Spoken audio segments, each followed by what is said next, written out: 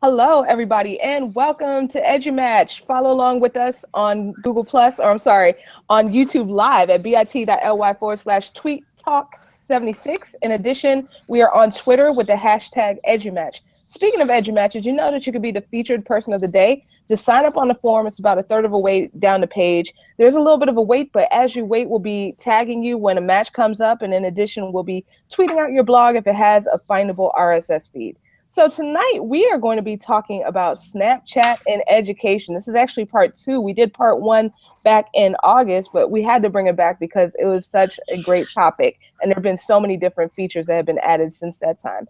So we're just going to go ahead and introduce ourselves. So I'm just going to go from my left to my right with our two panelists. So Jam, if you could please introduce yourself. I'm Jam. I'm just doing a Snapchat filter right now. I'm an educator and TV host based out in Toronto. So I'm really excited to be talking about this discussion just because I've had so much success using Snapchat with my students on the spectrum. All right, awesome. And Tammy, please introduce yourself. Hi, I am Tammy Neal from North Florida, rural educator, Florida EdChat, rural EdChat. Not a huge Snapchatter, to be honest with you, but I do find that it has its purposes and its places. And so, it's in my bag of tricks. All right, awesome. That is fantastic. So welcome back to both of you. Both of you have been on Tweet and Talk before many times, so it's great to have you both back. All right, so awesome. We're going to start with the very first question of this evening. So first of all, what is Snapchat and how do you use it? So we'll start with Jan. Okay, so Snapchat is a social media app. It's another way to connect with people, to find out what people are doing during their day, what they're having for lunch, and how much fun their lives are compared to yours. Okay, let's just be honest about that. But unfortunately, with every social media app, there's some negativity that comes with it. So whether people are using it inappropriately, or people who don't use social media are viewing Snapchat as a ego that you're only taking selfies of yourselves. I like to use social media for the good. And I've been using it for my students, and I've found a lot of academic benefits to it, but also being a media personality and a community figure, when I go to events and I'm connecting with people, it's a great way for people to see another side to me and for me to maintain connections with my followers. I really hate saying that, but followers. Absolutely. So you use it in many different ways. Oh, so, yes. Yep. That's great. And how about you, Tammy? How do you use Snapchat? I use it more as a creation tool. So we use the Snap Stories and teach the kids how that they can take, pictures of their projects along to tell their story and create video. We also used it this past year at EdCamp Branford. We have a whole Snap Story video. We gave the device to a student and said, hey, you're the Snapchat reporter, and go to town. And they did. And so we got to see the story of our EdCamp from our student participants. So that was really cool. That is really cool. So could you tell us a little bit more about those Snap Stories and what they are? Well, a Snap Story is a collection of snaps or pictures or video that are taken within a 24-hour period. So the last 24 hours can be downloaded into a movie file, and it just animates your life. That's what it does. It's your life in a little short little video. And it, for students where creation and creating long videos, I find a lot of times kids get very drawn into the detail. I want to make sure that my title looks like this, and I want to make sure I use that graphic or that filter, and they get so wrapped up into that using a Snap Story for a video production really takes some of that out of it and just says, okay, here are the pictures I want to use. And so it allows for quick creation over a period of time. And I know that sounds like an oxymoron, but if a student is using a specific device, to keep track of a project or a video or whatever, It's easier than creating a full PowerPoint movie or a QuickTime movie or something like that. Okay, fantastic, fantastic. So this is great. You just addressed a way that you use it for learning. So in what other ways might Snapchat be used as a tool for learning? So I'll go first to Jim, and I'll come back to Tammy if you have anything else, any other thoughts you wanted to add on that. So adding to it, Snapchat in the classroom can be used for many incredible things. For starters, last year I was teaching in kindergarten. Love my kindergarten kids, I really, really do.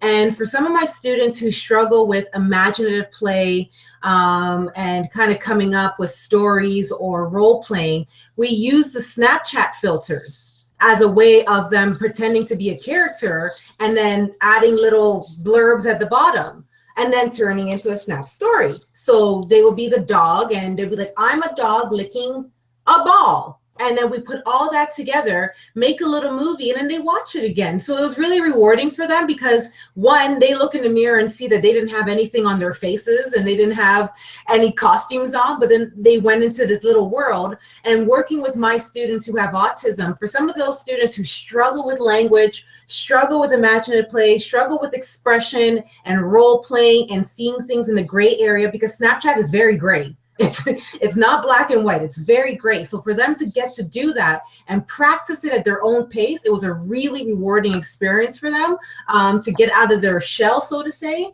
and to get out there and do something that is socially acceptable amongst all their peers. Absolutely. So do you think that this would also have implications for maybe ESOL students as well? Oh my goodness, yes, because it's motivating. It's motivating. You are a dog. You are a fish underwater. Who is not motivated by that? Like, and the students I work with are primarily nonverbal. So to have this filter, I'm drawing so much language out of them because they request the Snapchat. And I'm like, well, you have to use your words, right? And until they give me some type of language, even if they say for Snapchat, I'm taking that. So I'm building language, I'm building motivation, and this is a resource that is 100% free. And all my educators out there, you know what our budgets are like. Like, free. Yes, we know about that all too well. Yeah. Great. It's great. Yes, free is awesome. So Tammy, how about you? Do you have anything to add in terms of ways to use it instructionally? Well, you know, like I said, I keep going back to the creation side of it and creating those Snap stories. But, you know, Jam, I just and they're energized by your energy tonight. I just, you know, you're making me think how else I use it in my classroom. So you're getting me on top of it. I love that. I love it. So speaking of these tools that students can use to potentially connect, and how do we prepare them in terms of embedding digital citizenship into our instruction prior to, you know, maybe using some of these tools, or maybe simultaneously while using these tools? So I guess I'll jump in on that. With any type of app, anything that goes on the internet and can be seen by anybody, the first thing we need to teach our students, regardless of their age, whether they're in kindergarten or they're in high school, is the value of self-respect and being careful about what you put on the internet and that anybody could see it. That is top. So even with my students, first of all, I ask them for their permission.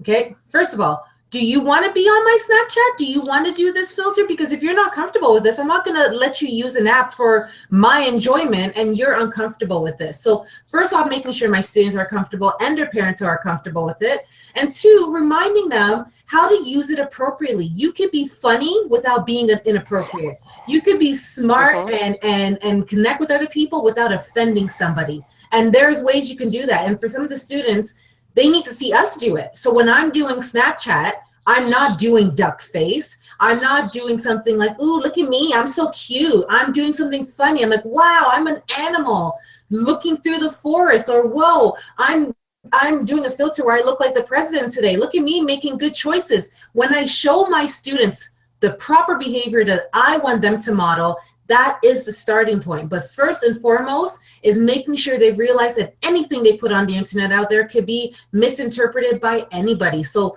valuing yourself before likes, okay? Likes are not everything. Make sure you see value in what you're putting out there. Make sure you're proud of it. And if it's going to bring shame to your parents, don't do it. Okay? Even at 29 years old, my mom will take me down if I put something out there to embarrass her. So I try to tell my students, think of your families as well when you're putting anything out there on social media. Absolutely. Definitely having that self-respect first and foremost. Yes. Yes, absolutely. Yeah. That's I am just a tad bit older than you, Jan, but my mom would still take me down. But you're so true. You're so true. We have to, it goes back to, it's not the tool. Even when we talk about our roles on, I call it my digital legacy. I don't use tattoo. I don't use footprint. Those to me feel very transient and changeable. So I use the digital legacy. What do you want your children to see? Are you going to be proud of that? Because it's not just about your mama seeing it. It's about you one day being the mom or the dad or the guardian, you know, whatever the gender term is fine. And are you going to be proud of your children seeing that, your grandchildren seeing that? Because we are in one, you know, our kids are some of the first generation that's going to have their entire lives available on Ancestry.com one day. That is so true. Wow. You know, I mean, you know, there are things that I did when I was a teenager that I am so grateful there wasn't a Snapchat to record. But some of these kids, it's going to be out there and it's going to be out there forever. And, you know, also teaching them about the fact that even if it is a free app, what's happening to the data? Who's getting that data? What are they doing with it? What rights have you given away by accepting this free app? So, you know, there are some apps that I once wasn't a part of because of some really major security holes. And showing that to my students, you know, I teach 6 through 12. You know, kindergartners may not understand all of that, but my high schoolers definitely do. And so that's also a part of the digital citizenship side of being aware of where your data is going and what you're doing with it. Absolutely. Absolutely. We have to definitely teach them how to read those privacy policies when they come up and stay on top of those types of things, because data is very, very important. Okay. Very rich conversation thus far. So have one more question for the both of you about just one more. I know it just flies by when we're having fun, right? But the last question is, how can educators find other educators that are using Snapchat and connect with them to maybe grow their PLN or communicate in a different way with their PLN members? Well, I happen to know, because I come across it during my school day, there is actually a Snapchat. It's called Chat Snaps, I think it is. It's backwards. It happens at right around noon Eastern, and it's not just for educators, it's for marketers and everybody that uses Snapchat. So, you know, when I first saw it, I went, oh, that's interesting. Why is it in the middle of the day? But, so I go back, you know, I have to lurk and go back and lurk at it afterwards. But, you know, putting it out in, you know, there is a Voxer group for Snapchat educators. Sarah, I think it's on the list that you did, right? Yeah, I'll go back and tweet that out like right after this. Yep. But, you know, just sharing it out through your social media and see just ask the question, who's using it? And what are you doing with it? Absolutely. Absolutely. And Jan, what about you? Ever since Instagram stories came out, I've kind of been slipping on Snapchat, to be honest. So I take my content from Snapchat and then I put it on Instagram stories. So the reason why I do that, the reason why I don't put out my Snapchat name is because I'm not, all my social media is not affiliated with a classroom. So you're going to see a combination of me teaching, and then this and then that it becomes irrelevant to some people. So only until I have content that I think is reflective of my classroom and reflective of my students, do I make a Snap story or I make an X story, put it all together, and then I might make like a YouTube video out of it or something like that, and then put it out, or I'll tweet it or something like that. But in terms of connecting with other educators, every educator I meet, I go, if you're not on Twitter, there is no point of you being on Snapchat. Like that's how you find those educators to connect with. You go on Twitter, you tweet to them, you have all your kind of hashtags, and then you could take from those people and then do your Snap or then do Instagram. But it's really important, I think, and I'm grateful for things like Twitter and Snapchat because there's so many fantastic educators, and honestly from the States, who I've been connected with because of having Twitter and having Snapchat, that I'm able to have a glimpse of your classroom and take ideas from there and reapply it back to my room with my students. So it's great. Absolutely. The possibilities are endless. And I know like one feature that I really like that they just introduced maybe, I don't know, a month ago or something, is the groups where you can have up to 16 people in one group. Oh, that's a headache. Yeah, you said that's a headache. Well, I mean, depending on what it's used for, like I'm in about maybe 3 or 4 of them, and they're pretty cool. Like people just kind of take snaps of their day and share resources and stuff like that. So I'm really digging that. But just like both of you said, you know, when on the other forms of social media that you're on, and you can generally find others that are on like Snapchat and Instagram and things of that nature. So that is. Can I just say one last point before we go? Please do. We're in this day and age of everything is tech, right? And apps. And we'll have talks like this, so we'll be at conferences and we're telling people, you know, get your PLN growing, get on Twitter, get on Snapchat. This is the time. This is what everyone's doing. If you're not comfortable with it, don't do it. Okay? Don't do it. Like, let me just say, if this is not your thing, don't do it, and don't fall for peer pressure. If we encourage our students not to fall for peer pressure, we as educators and professionals don't have to fall for peer pressure. There are certain things that it's just not me. I'm not going to do that. I'm not going to show that of my classroom. I'm not going to show that of my students because it's not reflective of my brand or my visions. But if you're more of the old school person who likes to keep it in the classroom and take pictures, go on with your bad self, take your pictures, do what you got to do, but be comfortable with how you're demonstrating what's happening in your classroom, and do not feel that you have to jump on Snapchat and those things if it's not your thing. Say no to peer pressure. Yep, you're right, Jam. It might just be that a bulletin board full of pictures of your students may be the thing that gets them going, and let them take the pictures of it. Story. So it doesn't have to be you the whole time. So if you got to be who you are. You got to roll with who you really are at the bottom level. And that goes right back to that digital citizenship stuff that we were talking about.